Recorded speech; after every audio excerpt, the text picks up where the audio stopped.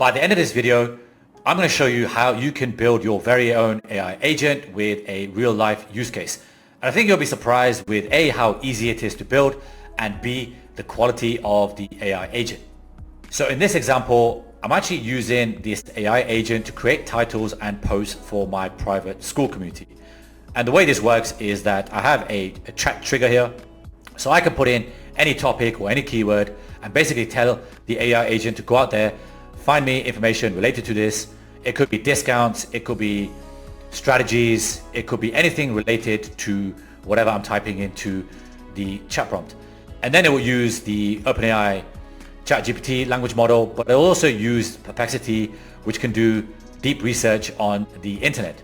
Once it has the content, it will then output it to a private Slack channel, which I can review. If I'm not happy with it, I can change the title or I can change the post. But for the most part, it does an excellent job, which is what I then use and post into my private school community. So I'm inside of my private school community, and you can see that I posted this about a couple of hours ago, and this was all generated by AI. So the title, which is optimized for the number of characters, it's got the emoji, it's got everything spaced out here. You can see that it's using the green check marks instead of bullet points, and that's something that I've asked to do in the prompt. And it's all even hyperlinked the actual website for Firebase Studio.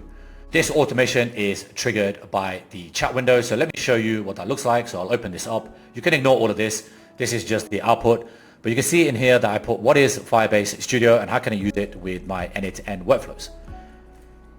Once you input that in, it will then plug that text into the AI agent. So this AI agent is just a standard AI agent, and what it does, it creates the title and post, but it's very optimized for school. So let me show you what that looks like. The source for the prompt is obviously going to be connected to the chat trigger. So it's just a basic JSON chat input.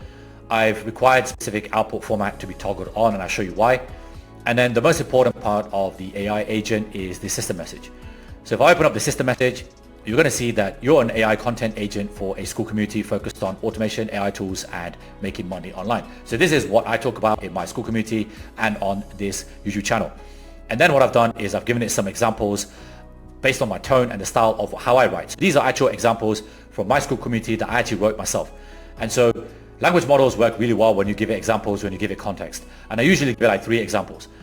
Then I've given it some guidelines. So the most important part of any post, any blog post, it could be school, it could be blog post, anything, Reddit, right, is the strong hook. It's the title. So I've asked it to focus on that. I've asked it to use emojis because emojis work really well, specifically in a school environment. I want it to be click-worthy, so use curiosity, urgency, or usefulness. I've added to include some brackets like free tool, tutorial, etc. And again, it's just more visually appealing.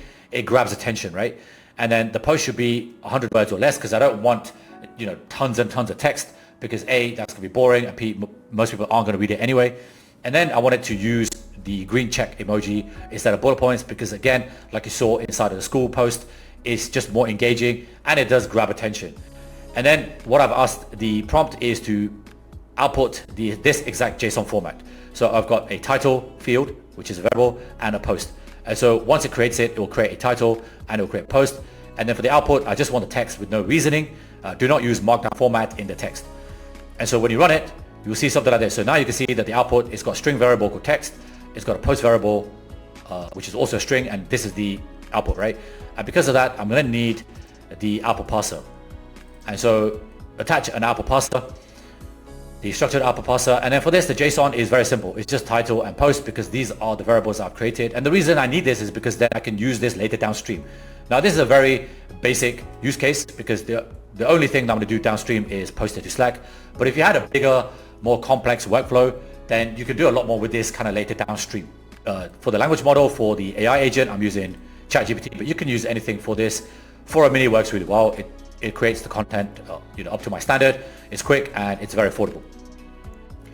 And then the next tool that you want is the Perplexity tool. So if I open this up, we're going to message a model. Now for this, I'm using Sonar. Now you can use other models. So this Sonar Deep Research, this Sonar Pro. Deep Research is great if you want to do things like academic research, or if you want to research a really kind of complex topic. It could be sciences, it could be mathematics. For something like that, it's very useful. just to bear in mind that if you do use deep research, it's going to cost you more and it's going to take longer for it to do this task. And that's the reason why I've just gone for Sonar, because it's very cheap and it's super quick as when you run it with the outputs.